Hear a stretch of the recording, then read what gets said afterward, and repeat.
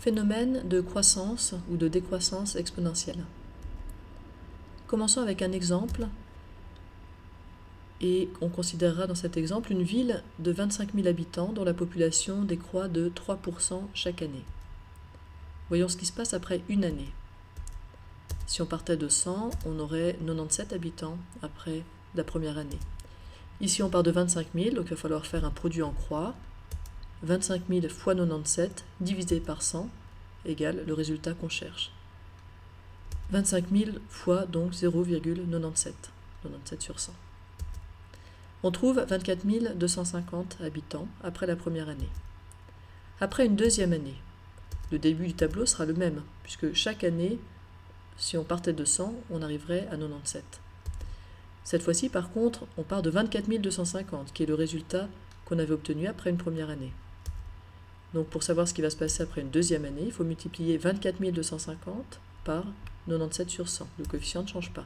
24 250 fois 0,97. Et on trouve 23 522,5 habitants. Ce 24 250 habitants qui est le nombre initial, on l'a dit, c'est le résultat de ce qu'on a après la première année. Donc c'est 25 000 fois 0,97. Réécrivons le calcul ici. On a donc le nombre d'habitants après la deuxième année qui est égal à 25 000 fois 0,97 fois encore 0,97. Et finalement, pour avoir le nombre d'habitants après la deuxième année, on a multiplié 25 000 par 0,97 une première fois, puis par 0,97 une deuxième fois, c'est-à-dire qu'on a multiplié par 0,97 au carré. Voyons si ça se confirme après une troisième année. On passera toujours de 100 à 97. Et le nombre initial, c'est ce qu'on a obtenu à la fin de la deuxième année, donc 25 000 fois 0,97 au carré. Le 0,97, c'est rien d'autre en fait que le coefficient de proportionnalité pour passer de la première ligne à la deuxième ligne. On fait fois 97 sur 100. Ici, à la fin de la troisième année, on aura donc 25 000 fois 0,97 au carré, fois le coefficient de proportionnalité, donc encore 0,97. Et donc on a bien qu'à la fin de la troisième année, on a en nombre d'habitants 25 000 fois 0,97 au cube.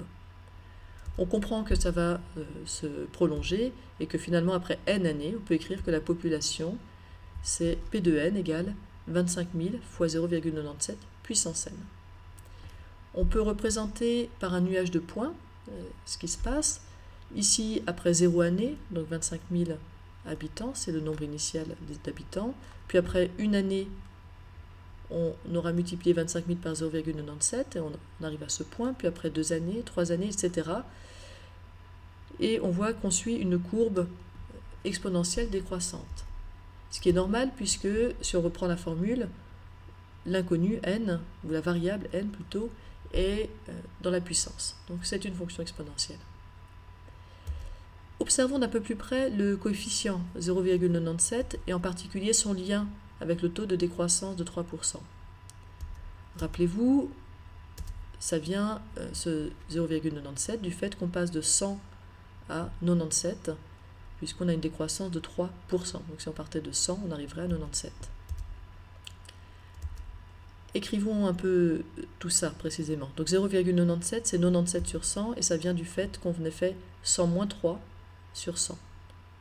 On voit bien maintenant le lien entre le 0,97 et la décroissance de 3%. On peut aller un petit peu plus loin dans les calculs, et puis décomposer cette fraction en 100 sur 100 moins 3 sur 100.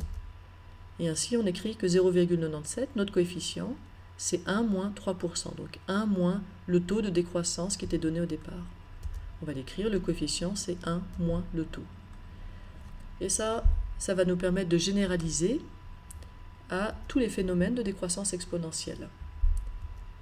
Si on a une quantité Q dont la valeur diminue d'un taux T par période, ça peut être par jour, par mois, par année, et si Q indice 0 indique la valeur initiale de cette quantité, alors on peut donner la valeur Q indice n de cette quantité après n périodes par la formule suivante. Q indice n égale Q indice 0 fois 1 moins t puissance n. Dans l'exemple qu'on a pris au départ, le Q indice n, c'est la population après n années. Le Q indice 0, ce serait les 25 000 habitants au départ. 1 moins t, le taux, c'est 3%. et 1 moins 3%, ça fait 0,97. On retrouve notre coefficient. Puissance n, ce serait le nombre d'années. Si on représente dans un nuage de points, on doit suivre une courbe exponentielle décroissante. C'est exactement la même chose qui se passe dans des cas de croissance exponentielle, avec les mêmes conventions, donc Q qui représente la valeur, cette fois-ci d'une quantité qui augmente d'un taux t par période, et avec toujours Q indice 0 la valeur initiale et Q indice n la valeur après n périodes, on aura Q indice n qui est égal à Q indice 0 fois 1 plus t, cette fois-ci, puissance n, puisque par exemple si notre population augmentait de 3% par an, on n'aurait plus 0,97 mais 1,03, puisqu'on passerait de 100 à 103, donc à 103%, 1,03. Et si on dessine ça si on représente par un nuage de points, on doit cette fois-ci suivre une courbe exponentielle croissante.